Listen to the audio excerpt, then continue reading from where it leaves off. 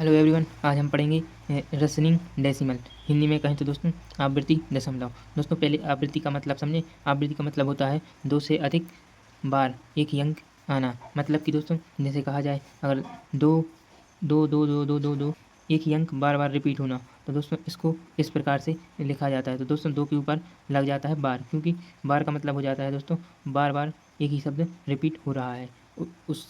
उसको लिखने का जो तरीका रहता है वो दो के ऊपर बार रहता है। अब दोस्तों दशमलव दशमलव तो आप जानते ही होंगे, किसी भी अंक के बाद दशमलव आ सकता है, या तो उसके पहले आ सकता है या उसके बाद। जैसे दोस्तों अगर पहले आ रहा है तो उसके पहले जीरो लिखेंगे, फिर लिखेंगे, या फिर आप एक के बाद दशमलव लगा सकते हैं, फिर दो दो लिख सकते हैं। कुछ भी एक्स वाई जेड, माना कि ये एक नंबर है। इस प्रकार से दशमलव को लिखा जाता है। दशमलव एक बिंदु कहलाती है। अब दोस्तों बात करते हैं कि इनका प्रयोग कहाँ किया जाता है। तो दोस्तों इससे पहली वाली वीडियो में अपन ने भिन्न को पढ़ा। जो भिन्न होती है दोस्तों, कहा जाए तो जैसे दोस्तों 1/3 एक भिन्न है। तो क्या ये रेसिंग डेसिमल है कि नहीं? तो दोस्तों जब आप 3 का भाग 1 में करेंगे, तो दोस्तों आप यहाँ पे देखें, जब 3 का भाग 1 में करते हैं, जब क्योंकि 3 का भाग 1 में तो नहीं जाएगा, तो जीरो लिया जाएगा या दशमलव लिया जाएगा, तो हो जाएगा यहाँ पे 10। तो 3 का 9 बार जाएगा। फिर दोस्तों एक बचेगा, दशमलव लगा लिया था एक बार, तो दोबारा नहीं लगाना होता। फिर 3 बार जाएगा, 10 हो जाएगा, फिर 9, ऐसे चलता जाएगा अनंत बार।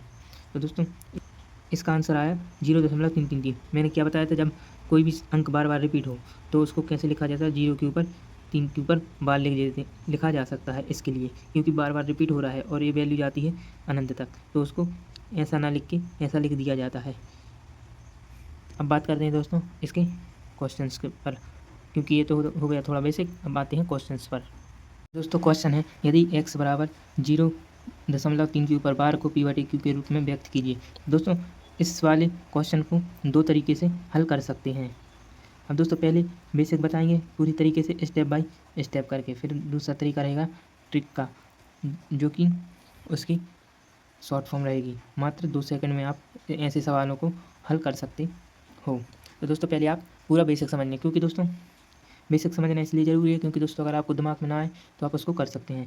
तो दोस्तों आपके पास दिया गया है x बराबर 0.3 के ऊपर बार। मैंने आपको बताया है कि अगर जब ऐसा दिया हो तो 3 के ऊपर बार है तो आप करीब 3 से 4 टाइम आप उसको लिखें, क्योंकि ये बार लगा है तो अनंत तक वैल्यू जाएगी। अब दोस्तों दोनों पक्षों में 10 का जब आप गुणा करेंगे तो इसको समीकरण नंबर 1 दे दीजिएगा। जब आप दोनों पक्षों में 10 का गुणा करेंगे तो यहाँ पे 10x हो जाएगा, और यहाँ पे आएगा दोस्तों 3.33334। इस प्रकार से आएगा और अनंत तक जाएगा। इसको देंगे समीकरण नंबर 2। अब दोस्तों आपके पास क्वेश्चन उठता है कि जब आप यहाँ पे 0 था लेकिन यहाँ पे 3 आगे कैसे आया। तो दोस्तों इसका क्या रहता है, जैसे आपके पास किसी एक वैल्यू है 12.37 को गुणा करना है 10 से। जब आप इसको करेंगे तो दोस्तों 2 अंकों के बाद दशमलव लगा है, यानी 2 जीरो आ जाएंगे, नीचे का दशमलव हट जाएगा, 1 जीरो से 1 जीरो कट जाएगा। अब दोस्तों आपके पास वैल्यू बची 1237/10। अब दोस्तों 10 नीचे है तो एक अंक पीछे आ जाएगा दशमलव, तो 12.123.7 बचेगा।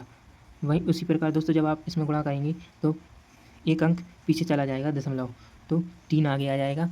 इस कारण से 2 में से 1 को कर दीजिएगा माइनस, तो समीकरण 2 माइनस 1 करेंगे आप, तो दोस्तों आपके पास बचेगा 10x बराबर 3 दशमलव, जितने टाइम 3 है उतने टाइम लिखें, 5 टाइम है तो 5 टाइम आपने लिखा, और यहाँ पे x बराबर 0.33333। इस प्रकार से आपने लिख लिया। अब इसको जब आप माइनस करेंगे तो दोस्तों यहाँ तो ये सब कट जाएगा, दशमलव के बाद की संख्या। यहाँ पे 3 में से 0 जाएंगे तो 3 ही बचेंगे। यहाँ पे 10 में से जब 1 जाएगा तो दोस्तों तो 9x बचेंगे। अब x बराबर आएगा आपके पास 3/9, और इसको जब आप काटेंगे तो 1/3 आपके पास a आ जाएगा। a है दोस्तों p और a हो जाएगा q। तो दोस्तों आपने p/q के रूप में इसको बना लिया। अब आते हैं दोस्तों इसकी ट्रिक के पास।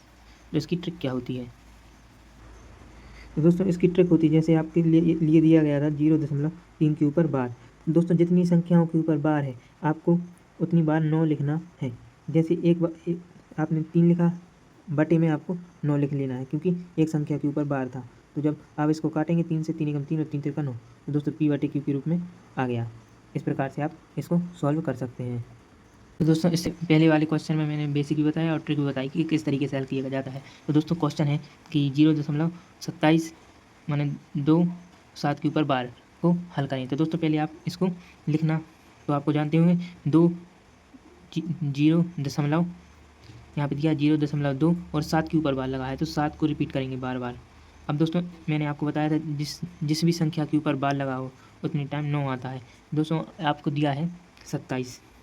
अब जिस संख्या के ऊपर बार ऐसी कितनी संख्याएं हैं जिनके ऊपर बार नहीं लगा, तो दोस्तों वो सिर्फ 2 है, तो 2 को कर देना आप माइनस। और कितनी संख्याओं के ऊपर बार लगा है, तो दोस्तों एक संख्या के ऊपर बार लगा है। और कितनी संख्याओं के ऊपर नहीं लगा, एक, तो आपको लिख लेना है 0। तो दोस्तों आप जब 27 में से 2 जाएंगे दोस्तों बचेंगे 25 और यहाँ पे 90।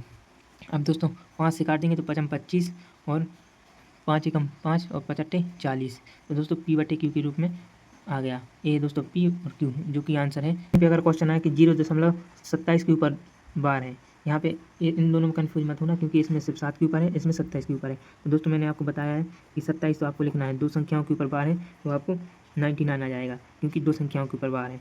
अगर एक संख्या के ऊपर आता तो एक 9 आता और एक 0 आता। अब दोस्तों आपको काट देना है।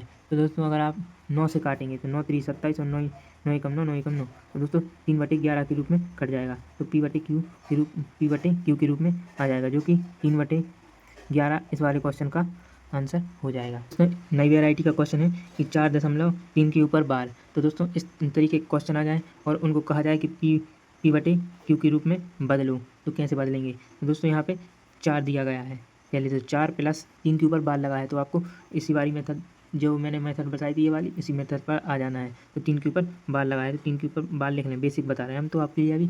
फिर आपको क्या करना है, 4 + 3 के ऊपर बार था, 3 आ जाएगा और 9 आ जाएगा। अब इसको पहले आप काट लें, 3 एकम 3 और 3 तिरका 9, तो आपके पास बचेगा 4 + 1/3। अब दोस्तों ये फ्रैक्शन वैल्यू आ गई, इसको मैंने हल करना बताया है। 4 3 चौको 12, 12 और 1 13 हो जाता है और नीचे 3 जो कि आंसर हो जाएगा इस वाले क्वेश्चन का। तो दोस्तों इस तरीके से ऐसे वाले क्वेश्चनों को हल किया जाता है। दोस्तों क्वेश्चन आ जाएगी 4.13 के ऊपर बार और इसको P/Q के रूप में बदलो, तो कैसे बदलेंगे। तो दोस्तों मैंने आपको इसमें बताया कि दशमलव आए, अगर दशमलव के पहले कोई संख्या आए तो प्लस में ले लेना है और 3 13 तो लिखना है। और क्योंकि एक के ऊपर बार लगा है तो 3 के ऊपर बार लगा है तो सिर्फ एक बार 9 आएगा और एक संख्या के ऊपर नहीं लगा तो 0, और जिसके ऊपर नहीं लगा उसको माइनस कर देना है। तो दोस्तों जो आपके पास बनेगा वो 4 + 12/90। अब दोस्तों इसको काट दीजिए। तो दोस्तों अगर काटेंगे आप तो 6 से काटेंगे तो 6 दूनी 12 और 6 एकम 6 बचेंगे 3 तो हो जाएंगे 30 और 6 पंचे 30, तो 2/15 के रूप में कट जाएगा। तो आपके पास बचेगा 4 2/15। अब 15 चौको 60, 60 और 2 2 हो जाएंगे 62, 62/15 ये होगा P/Q का रूप और ये हो जाएगा आपका आंसर। आई होप दोस्तों आपको ये दशमलव वाले सवाल हल करना सीख चुके होंगे। तो